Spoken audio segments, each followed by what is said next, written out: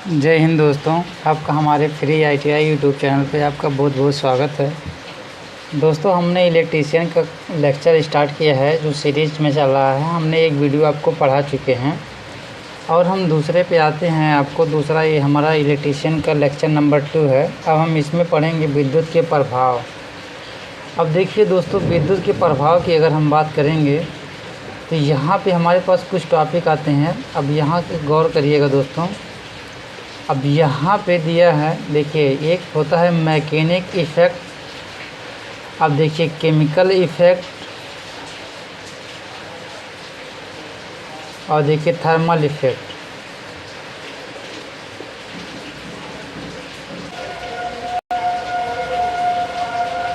अब दोस्तों यहाँ पे हम देखते हैं।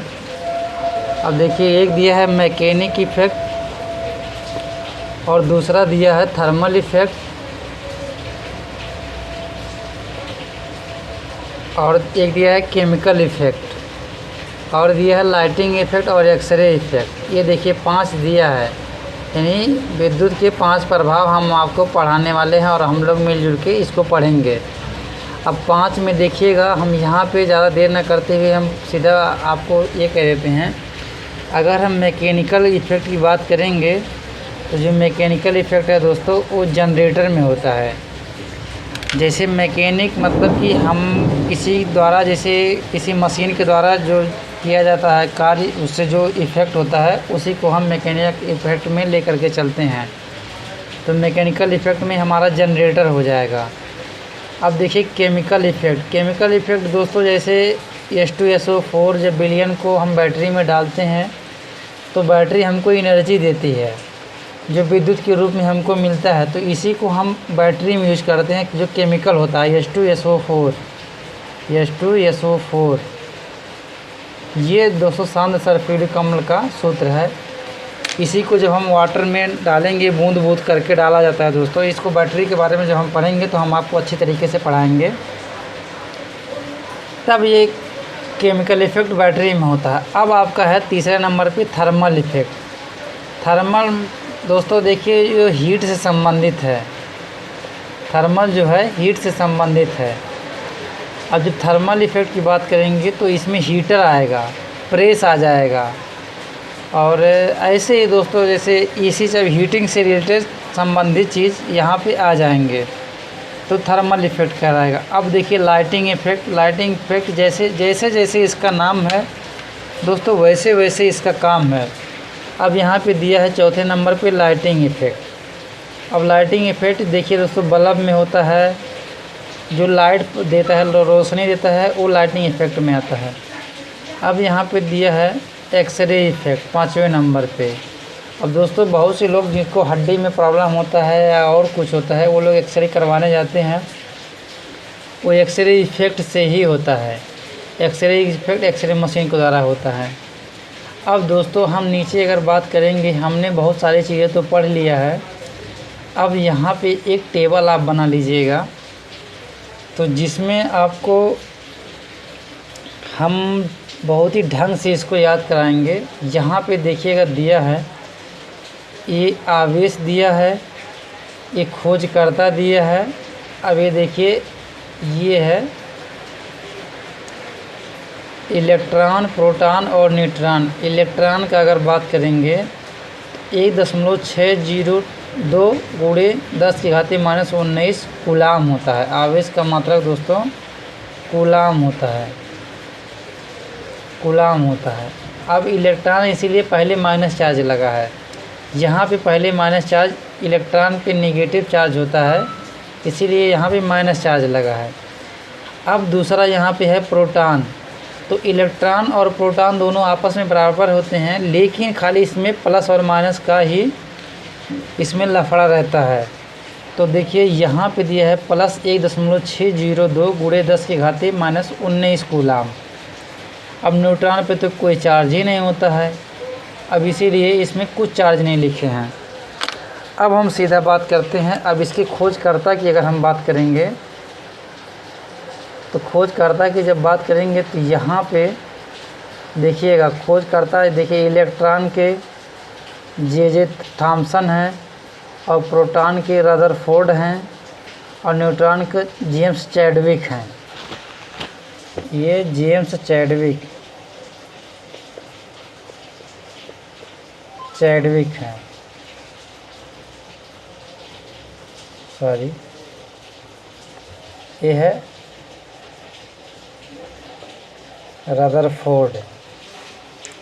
अब दोस्तों इसको ध्यान रखने के लिए अब कैसे ध्यान रखेंगे, अगर मान लीजिए इसमें क्वेश्चन आता है, लिखिएगा दोस्तों एक क्वेश्चन, इलेक्ट्रॉन की खोज किसने किया था, और दूसरा क्वेश्चन रहेगा प्रोटॉन की खोज किसने किया था, अब न्यूट्रॉन की खोज किसने किया था। अब इसको हम ध्यान में रखने के लिए हम यहाँ देख तो लेते हैं जे टॉमसन, और यहाँ पे न्यूट्रॉन की खोज रदरफोर्ड और न्यूट्रॉन की खोज जेम्स चैडविक, लेकिन एग्ज़ाम में हमको भूल जाएंगे, तो इसीलिए हम एक कॉन्सेप्ट यहाँ पे बता रहे हैं। तो यहाँ पे कॉन्सेप्ट को पढ़ने से पहले एक चीज़ आपको ध्यान रखना होगा कि ईंट पर नाचे, जैसे ईंट पर नाचे। अब यहाँ से दोस्तों यही एक आपको समझ लीजिए एक सेंटेंस के रूप में आपको याद करना होगा, ईंट पर नाचे। अब ई से इलेक्ट्रॉन और पा से प्रोटॉन और ना से न्यूट्रॉन। दोस्तों अब देखिए यहाँ से इतना तो आपको कन्फर्म हो गया, ई से इलेक्ट्रॉन, पा से प्रोटॉन, ना से न्यूट्रॉन। अब टा है, अब टा को हम कैसे लिख सकते हैं, अगर हम टा को लिखेंगे तो यहाँ पे लिख सकते हैं दोस्तों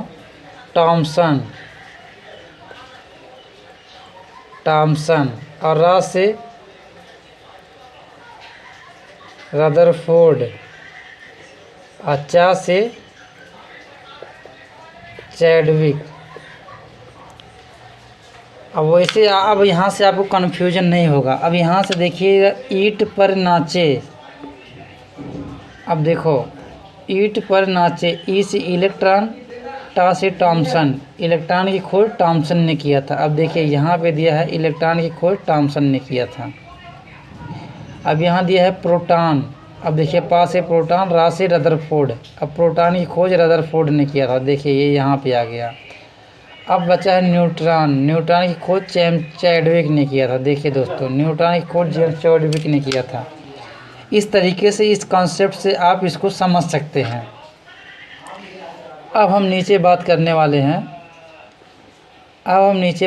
वाले हैं, इसका कलर बहुत सा, इसमें दोस्तों क्वेश्चन बहुत सारा पूछा जाता है कलर के बारे में, तो आपको ध्यान रखिएगा इलेक्ट्रॉन का कलर ब्लू होता है, इलेक्ट्रॉन का कलर ब्लू होता है, अब प्रोटॉन का कलर बैगनी होता है और न्यूट्रॉन का कलर आसमानी होता है, ये आपको ध्यान रखिएगा। अब एक यूट्यूब पे वीडियो अगर सर्च करेंगे कि शॉर्ट सर्किट मतलब हाई वोल्टेज शॉर्ट सर्किट, जब आप इसको सर्च करेंगे तो आपको वहाँ पे स्पार्किंग के लिए दिखाएगा,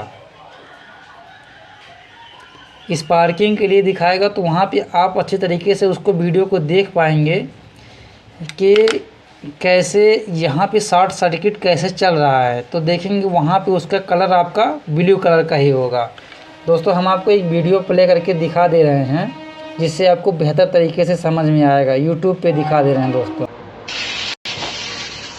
अब देखिए दोस्तों एक वीडियो चल रहा है, ये देखिए यहाँ पे देखिए जैसे शॉर्ट हो रहा है वहाँ पे देखिए सीधा सीधा ब्लू कलर दिखाई दे रहा है, जिससे यह ज्ञात होता है कि इलेक्ट्रॉन का कलर ब्लू ही होता है, क्योंकि इलेक्ट्रॉन ही विद्युत धारा का प्रवाह का मेन कारण होता है। अगर इलेक्ट्रॉन का प्रवाह नहीं होगा तो विद्युत धारा का प्रवाह नहीं होगा। तो इसलिए देखिए इलेक्ट्रॉन यहाँ भी है और यहाँ पे भी है, देखिएगा दोस्तों यहाँ पे भी इलेक्ट्रॉन है और यहाँ भी इसके पास भी इलेक्ट्रॉन है। जैसे ही शॉर्ट होगा तुरंत देखिए दोस्तों ब्लू कलर आ रहा है, ये देखिएगा, ये देखिए ब्लू कलर तुरंत आ रहा है, यहाँ देखिएगा दोस्तों, ये देखिए ब्लू कलर आ रहा है, यहाँ पे ये पूरी की पूरी लाइन पे आपको ब्लू कलर दिखाई देगा, देखिए, जिसको बोलते हैं नीला कलर हिंदी में। यही इसीलिए सबसे ज़्यादा क्वेश्चन आपको इलेक्ट्रॉन कलर से ही पूछा जाएगा और नहीं आएगा। प्रोटॉन का और न्यूट्रॉन का आपको छोड़ दिया जाएगा। यहीं से आप डिसाइड कर सकते हैं। आप जब जाएंगे यूट्यूब पे कभी भी सर्च करिएगा sparking HV high voltage supply, जब इतना आप सर्च करेंगे तो आपको बहुत सारा इसी टाइप का, इसी से रिलेटेड वीडियो आपको मिल जाएगा, जिससे आप आसानी से समझ सकते हैं कि इलेक्ट्रॉन का कलर कैसा होता है। हम इस पे बार बार फोकस इसलिए कर रहे हैं, ये क्वेश्चन बहुत बार आपके एग्जाम में पूछा गया है। प्रोटॉन का न्यूट्रॉन का कोई मेन रोल नहीं है, लेकिन इलेक्ट्रॉन का रोल है। क्यों है? क्योंकि इलेक्ट्रॉन ही विद्युत धारा का प्रवाह का मेन रीजन होता है, इसीलिए इलेक्ट्रॉन का कलर बार बार पूछा जाता है। दोस्तों, इस वीडियो में इतना ही। वीडियो देखने के लिए धन्यवाद। अगर आप हमारे चैनल पर नए हैं तो हमारे चैनल को सब्सक्राइब करिए और हमारे वीडियो को लाइक करिए। हमारा एक टेलीग्राम चैनल है, जो उसका टेलीग्राम चैनल है फ्री ITI। ये हमारा टेलीग्राम चैनल है, आप इस पे जुड़िए और ये PDF का लिंक हम वहीं पे आपको प्रोवाइड करवा देंगे। वीडियो देखने के लिए धन्यवाद। हम आपसे मिलते हैं नेक्स्ट वीडियो में। दोस्तों, इसमें बहुत सारा टॉपिक हम एक एक करके कवर करेंगे, जो हम अगली वीडियो में आपको कवर करेंगे। जय हिंद दोस्तों।